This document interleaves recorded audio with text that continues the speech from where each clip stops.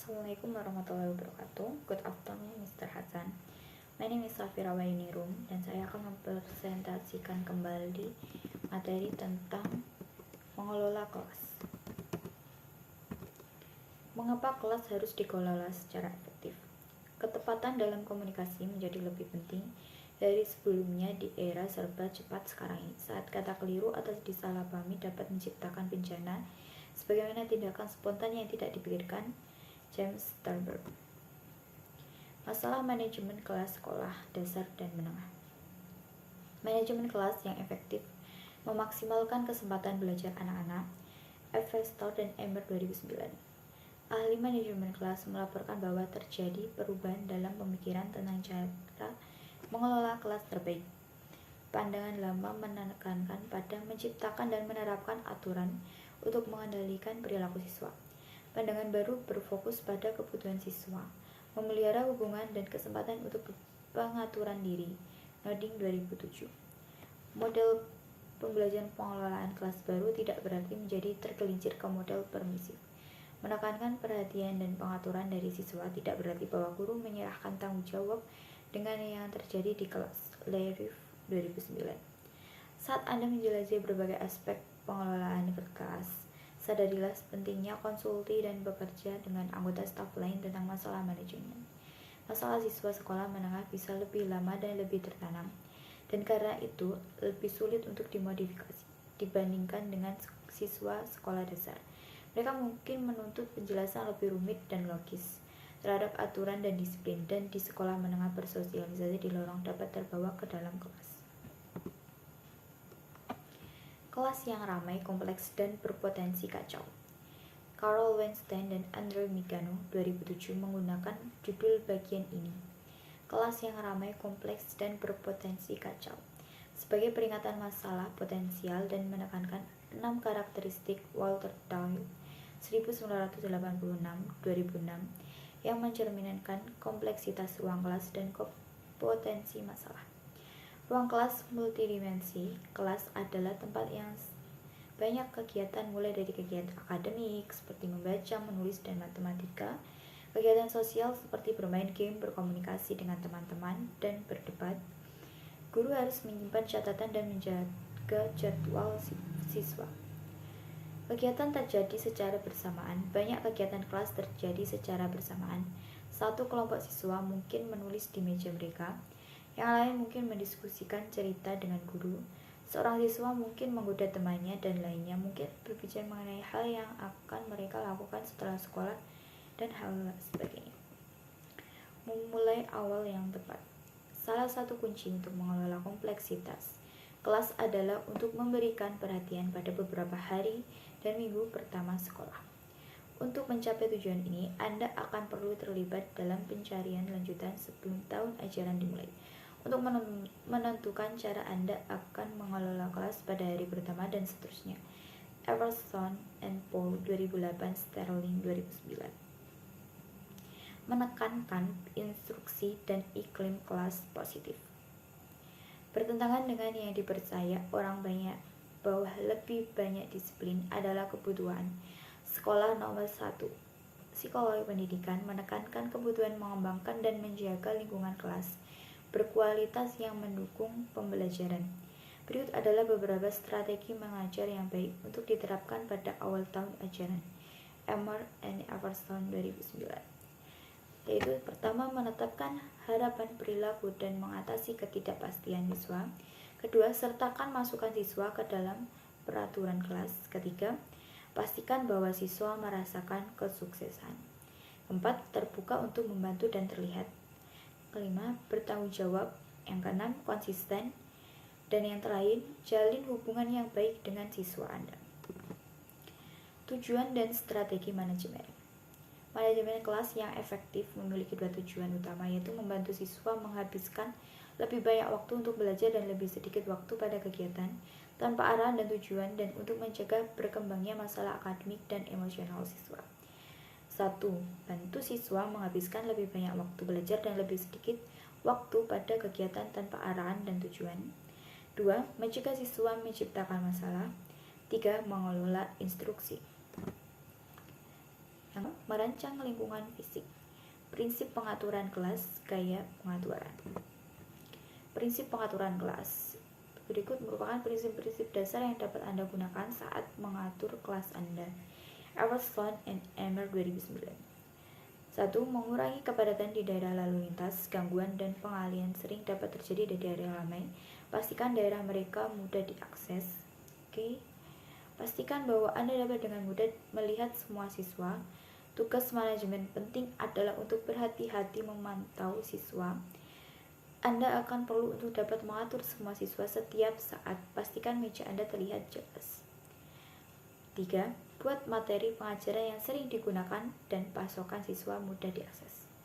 Persiapan ini meminimalkan dan waktu pembersihan serta menurut dan terputusnya aliran kegiatan. Yang 4. Pastikan bahwa siswa dapat mengamati presentasi seluruh kelas dengan mudah. Siswa tidak harus memindahkan kursi atau meregangkan leher mereka. Untuk mengetahui seberapa baik siswa, Anda dapat melihat dari lokasi mereka. Duduklah di kursi mereka di berbagai bagian ruangan. Gaya pengaturan. Dalam berpikir mengenai cara Anda mengatur ruang fisik kelas, Anda harus bertanya pada diri sendiri tentang jenis aktivitas yang mengarahkan pada hal yang penting dilakukan siswa. Pertimbangkan pengaturan fisik yang paling mendukung jenis kegiatan tersebut. Weinstein 2007. Pengaturan ini menghambat kontak siswa, tatap muka, dan guru bebas untuk bergerak saat di ruangan. Gaya pengaturan. Gaya auditorium sering digunakan saat kuliah, guru atau seseorang yang membuat presentasi kepada seluruh kelas. 2. Gaya tatap muka. Siswa duduk saling berhadapan. Gangguan dari siswa lain lebih tinggi pasca pengaturan ini. Yang ketiga, gaya offset. Sejumlah kecil siswa duduk di meja tetapi tidak duduk di seberang dari satu sama lain. Ini menghasilkan gangguan kurang dari gaya tatap muka dan bisa efektif untuk kegiatan pembelajaran kooperatif. Yang keempat, gaya seminar. Sejumlah besar siswa duduk di lingkaran persegi atau pengaturan berbentuk U. Hal ini sangat efektif bila Anda ingin siswa berbicara dengan satu sama lain atau berkomunikasi dengan Anda. 5. Gaya klaster.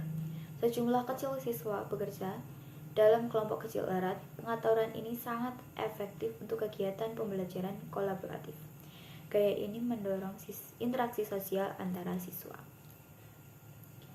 Mengatur meja berderet bisa mendapatkan keuntungan siswa saat mereka bekerja pada tugas masing-masing, sedangkan meja berkerumun memfasilitasi pembelajaran kooperatif dalam ruang kelas. Saat kursi diatur ulang dalam baris, guru paling mungkin untuk berinteraksi dengan siswa duduk di depan dan kelas. Adams and Riddle 1970. Daerah ini disebut zona tindakan karena siswa ada di lokasi pusat dan yang paling berinteraksi dengan guru. Jika Anda menggunakan pengaturan baris, maka bergeraklah di sekitar ruangan dan bangun kontak mata dengan siswa di luar.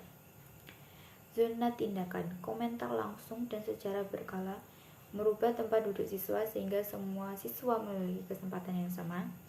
Personalisasi ruang kelas. Menurut ahli manajemen kelas Carol Weinstein and Andrew McNeil 2007, ruang kelas terlalu sering menyerupai kamar-kamar motel menyenangkan tapi impersonal, tidak bisa mengungkapkan tentang orang-orang yang menggunakan ruang tersebut.